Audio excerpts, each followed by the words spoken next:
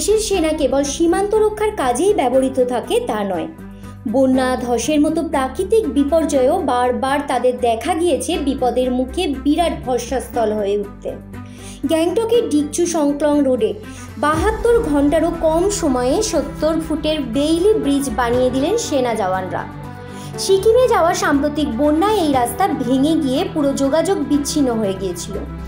নতুন নির্মিত Bailey bridge সেই যোগাযোগ নতুন করে স্থাপন করল। বর্ডার রোডস অর্গানাইজেশন তথা বিআরও এবং স্থানীয় প্রশাসন ও সেনার সঙ্গে কাঁধে কাঁধ মিলিয়ে সেই সেতু তৈরির কাজ করেছে। 23শে জুন কাজ শুরু হয়েছিল, শেষ হয়েছে 3 দিনেরও কম সময়ে। ভয়াবহ বন্যায় এখন বিপর্যস্ত সিকিম।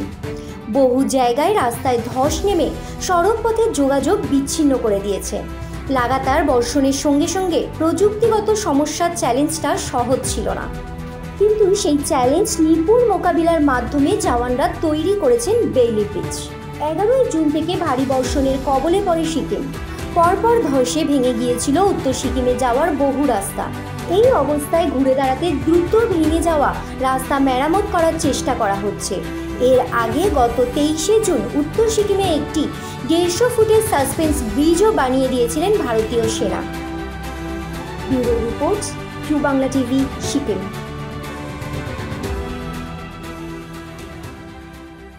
ইউ বাংলা টিভি, হৃদয় ছুঁয়ে যায়।